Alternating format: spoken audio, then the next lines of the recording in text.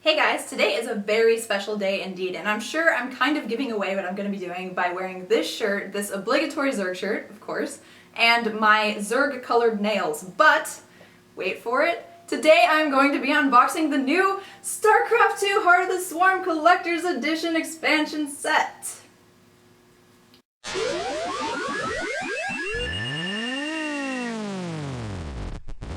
So, before I delve into the actual unboxing, I wanted to highlight a couple reasons why I wanted to do this on camera rather than just doing it at home alone. The first reason is, of course, who wouldn't want to capture the happiest and most excited they're going to be about a product or game in the next couple of years until Legacy of the Void comes out. The second reason is, of course, I really want to spread esports and StarCraft and the excitement of it to my viewers and my non-StarCraft playing viewers so that we can kind of get the ball rolling and, spread the word. StarCraft is awesome. It's made 1,000 changes. If you tried it in StarCraft 1 or if you even tried it in Wings of Liberty, it's gotten a lot better. So you need to try it again. And it's gotten more casual gamer friendly, which is something that a lot of people have been asking for. And the third reason, of course, is so those less fortunate than me who didn't get the collector's edition can live vicariously through me by watching me unbox it firsthand. Alright, without further ado, let's just jump into the unboxing, guys.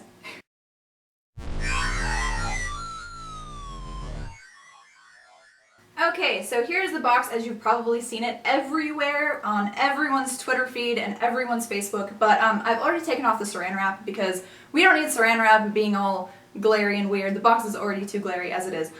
It's really, really high quality, very similar to the collector's editions of Diablo 3 and the collector's edition of Wings of Liberty, which I have as well, both. And on the back, as usual, Blizzard will attach this piece of cardboard that kind of just lets you know what is going to be in the expansion set, so you have more, incentive to buy it.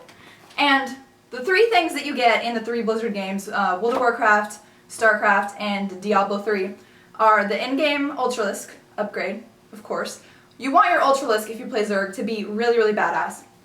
And the in-game pet for World of Warcraft. Okay, so I used to play a lot of World of Warcraft, and having an in-game pet Baneling I would just immediately jizz my pants. It's amazing, right? So it's actually making me want to log on to Cataclysm, or Mists of Pandaria, it's been so long since I've played, and do the little Pokemon style leveling up your pets thing. I want a Baneling to be really, really badass, the most badass pet in the World of Warcraft universe, and then everyone's like, wow, I guess StarCraft is a lot better. And the third thing that's amazing that you get with Diablo 3 is the wings on Kerrigan as the Queen of Blades, which is pretty awesome because if you guys remember, if you guys did get the Diablo 3 Collector's Edition, you got Tyrael's wings so that you could wear anytime.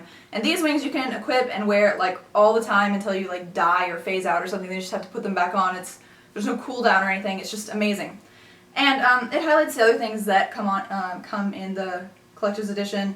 The PC/Mac game, of course. You wouldn't want to have a collector's edition without adding the game.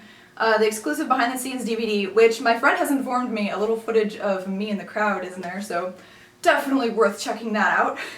Actually, to be honest, and without joking, I really do love behind-the-scenes footage. I actually watch that stuff while I sit down and eat, of all the movies that I own and stuff like The Dark Knight Rises and stuff.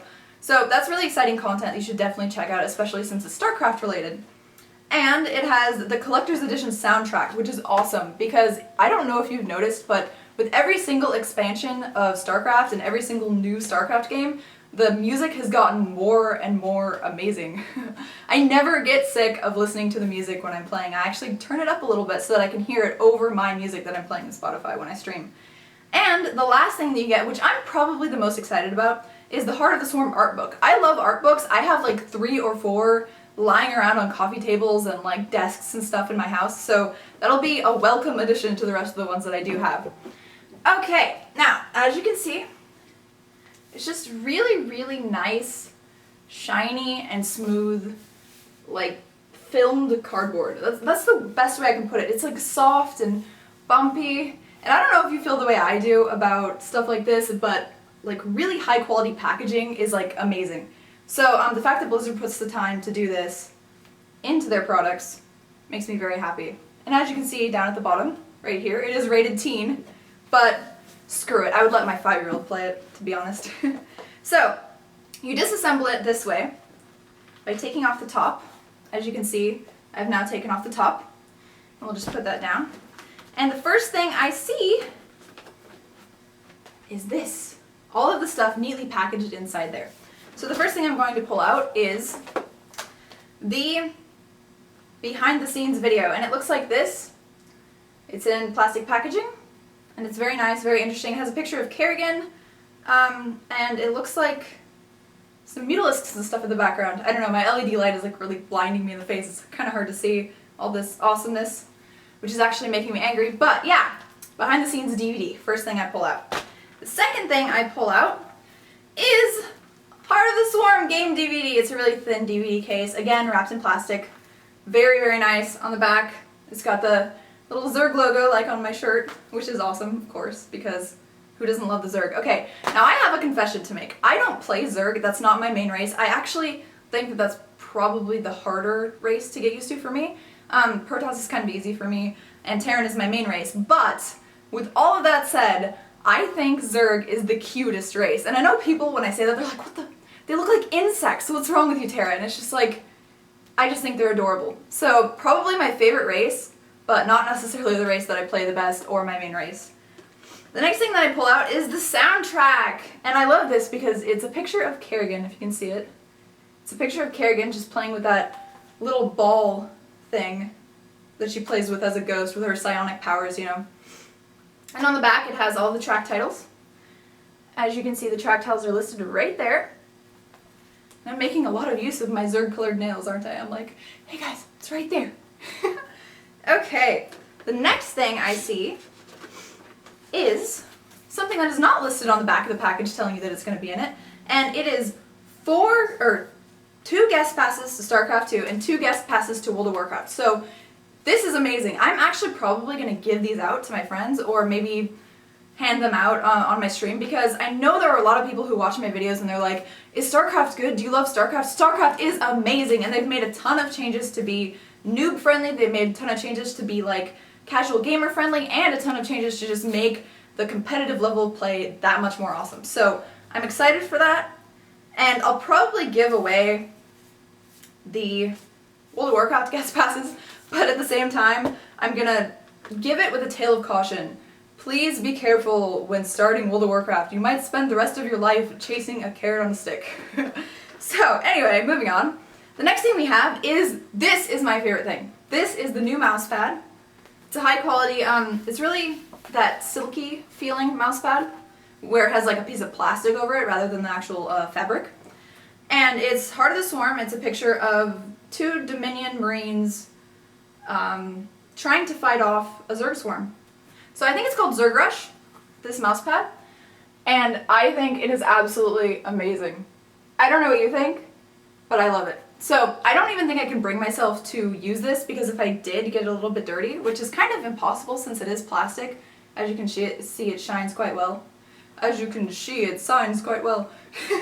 But yeah, amazing, awesome, definitely worth it. Like, that alone is worth buying the collector's edition. And the last but not least thing that I'm seeing here is the Heart of the Swarm art book. Absolutely amazing. It actually has a bit of a foil to it, like where it's really shiny and looks kind of foily, and it looks amazing. Really high quality, hardback cover. On the back it's got the nice little Zerg emblem. And I'm really happy with this. I cannot wait to take this out of the package. I'm not going to spoil it for you guys because I know you all want to see the art, but you gotta buy the collector's edition in order to see it. The collector's edition in the box, and here's the box empty, is $80, but you can buy the digital download deluxe, which is all of the in-game perks that you get from the collector's edition. The pet baneling, the wings, what are they called? Yeah, the Queen of Blades wings, and the in-game Ultralisk. You can get all of that with the digital download if you buy the deluxe edition. There are a couple others. There's like the regular edition that you can buy in the box, and then there's the regular edition download digital copy. But of course, I definitely think it's worth it to get all of the box stuff, and even the box. Like, I'm gonna put the box with the rest of the boxes and just display them somewhere because they are that awesome. Who thought that you could get excited about a box, right? But yeah, there you have it.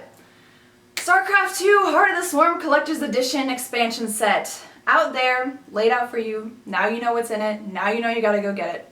So this has been the unboxing. I think I might talk a little bit about the new things going on in StarCraft. But first I'm going to put all this stuff together. So I'll be right back and we'll talk about the new stuff in StarCraft.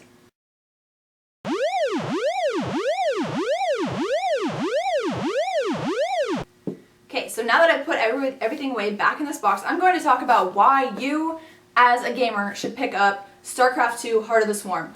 The first reason is because it's amazing, obviously. I mean, if I can play it, you can play it. First of all. Second of all, if you're a casual gamer and you've kind of shied away from StarCraft because you think it's just like one of those really hard real-time strategy games that, you know, only pro gamers get into, that's totally not the case anymore. If you have ladder anxiety, but you do want a ladder, there's this thing called unranked. And you can play against people of your match and of your level without even being ranked on the server. So if you'd like to play a different race, or if you'd like to try out some new builds, you can totally do that and it won't, you know, lead you down back to bronze or whatever you're really worried about. So ladder anxiety completely gone. Not an excuse anymore to not play StarCraft. The second thing is that if you don't even want a ladder, you just want to play the campaign and then you're like, okay, well what do I do with this game? There is a separation between custom games now and arcade. Remember back in StarCraft 1 and from the beginning to like the end of Wings of Liberty, there was a problem with the custom game system because a lot of people wanted to play like really fun games, Star Dodgeball and all that stuff, but it was hard to find and it was hard to differentiate between just like the regular maps and the, you know, micro trainer maps and the actual fun, like weird custom game maps. And now they have a whole new section called the arcade. And this arcade allows you to like play things like Fun or Not, where you can rank the different games and just have like a ton of fun. And since they're ranked, the better ones are actually going to be up on the top and easier to find, so it won't be as big of a mess anymore. And it is a lot of fun. I have played some arcade games, I'm not going to lie, because they're so much more fun. And I feel myself slipping back into that casual gamer sense just a little bit because I do like that feature so much. The second thing I wanted to talk about as far as casual gamers go and giving an incentive to play StarCraft more and more is that you're now actually going to level up in Heart of the Swarm, which is awesome. And leveling up gets you like new Zerg dances, you can unlock achievements, you get new portraits, and there's going to be tons more, I'm sure, from Blizzard down the line that's going to give you more and more reason to just level up. And you can level up per race, so it's going to give you incentive to play the other races and get to know them too as well, which is awesome. Did I just say two as well? I didn't mean to do that. Scratch that! Ugh. So, there, now that you know that there's no ladder anxiety, and if you're a casual gamer you can still play StarCraft, you must go out and pick it up today. Seriously, it's awesome. There's new units for Heart of the Swarm. There's the Swarm Host and the Viper for Zerg, and the Viper is amazing. It actually can like grab units, even siege tanks, and just pick them up and pull them towards you, so you can just easily snipe them off with your army. The Ultralisk has been improved, which is awesome. And there's been some other things. I just can't remember. I can't remember everything. Especially now when I'm on camera, I'm like, everything is so scary and the camera's looking at me. Anyway, moving on. There is the Mothership Core, the Oracle, and the Tempest for the Protoss, which is awesome. The Mothership Core turns into like a big mothership, obviously, and there's been a bunch of changes to Vortex, especially because they don't want Brood Lords just being like completely screwed. There was a balance issue with that, and they also made, oh I forgot, they made it so the Infestors roll their fungal, so that's not going to be as big of a deal, and it's not going to be people bitching about how OP it is. And Terran probably got the biggest buff, as far as I'm concerned, this early in the game stage and in the meta, because Terran is like ripping through people. I watched all of IEM and GSL, and Terrans were just doing really, really well. So the Terran has the Widowmine, which is awesome. It like burrows and it sends out projectiles like at a certain point when it's charged up or whatever, which is awesome. I think they're really cute, and they're gonna bring like a whole new like early game option. There's a lot more early game options with Terran. It used to be the Terran kind of developed the exact same, and then later in the game you would choose what kind of tech path you're going to go down. But I think Terran has a lot more versatility, which is awesome. You can go battle Hellions. I think they're called Hellbats now, where the Hellion actually transforms and it does less range, but the range is kind of like conical rather than just straight ahead. And it's much, much stronger, but it's a really slow unit. It actually looks like a Firebat. It's reminiscent of a Firebat, I would say. And they walk kind of like, they're really cute, right? And you can just transform between those two. And I think that's all that we got for Terran. It would be funny if I'm missing out something for Terran, but not for the other races. But anyway, pick up Heart of the Swarm. The changes are awesome.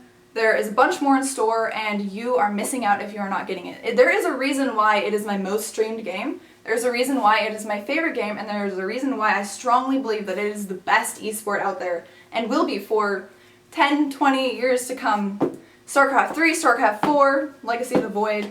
Let's do it. So, thanks so much for watching this video. Hopefully I didn't go too long-winded and verbose, but I just really get excited about this game, like you don't even know. So, pick it up, watch it, subscribe if you liked the video, and thanks so much for watching. Bye!